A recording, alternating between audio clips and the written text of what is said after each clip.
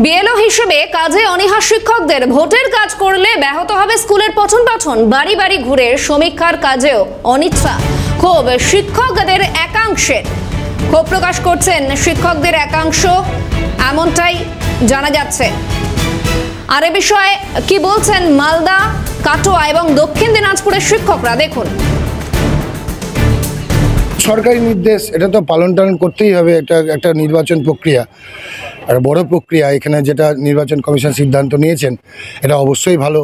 School টিচারদের যেখানে নেওয়া হয়েছে এবং সেখানে অনেক স্কুলে 3 জন টিচার, 2 জন টিচার, 1 জন টিচারও আছে, এরকম উদাহরণ প্রচুর রয়েছে। এই 1 জন টিচার বা 2 জন টিচারকে যদি বিএলও ডিউটি দেওয়া হয় তাহলে স্কুলটাই বন্ধ হয়ে যাবে, পঠন পাঠনে বিভৎস ক্ষতি হবে। সেক্ষেত্রে সরকারি আধিকারিক যারা এই সমস্ত ডিউটি দিচ্ছেন তাদেরকে খুব ভালোভাবে খুঁটিয়ে দেখতে হবে যে কোন স্কুলের কী পরিস্থিতি আছে। যেহেতু পুজোর ছুটিতে আমরা অনেকটা কাজ এগিয়ে দিয়েছি, আর স্কুল আমাদের ওই ছট পূজার পর থেকে স্কুল খুলছে, তো আমরা স্কুলটাও করবো, আর তার সাথে আমরা স্কুল থেকে আসার পর থেকে ওই ফিল্ডেও বেরোবো। হিসাব মতো চাপিয়ে দেওয়া হচ্ছে এই কাজটাকে। সরকার একদিকে বলছে শিক্ষার মান উন্নয়ন, আর একদিকে সরকারই আমাদেরকে নির্দেশ দিচ্ছে আপনি পড়াশোনাটা এখন রাখুন, আপনি এই কাজটা আগে করুন। অনেক ক্ষেত্রে ছাত্র এবং শিক্ষকের অনুপাত 3:1। যেই সব স্কুলগুলোতে হচ্ছে 50 জন ছাত্র রয়েছে, সেই স্কুলে 2 জন টিচার, 2 জন টিচারের মধ্যে 1 জনকে আবার বিএলও ডিউটি দিয়ে দিচ্ছে।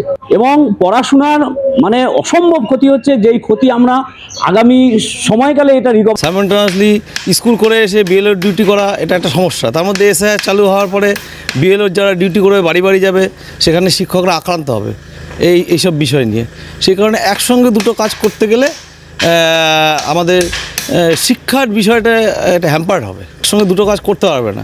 এই বিষয় নিয়ে আমরা যখন অর্ডারটা করলো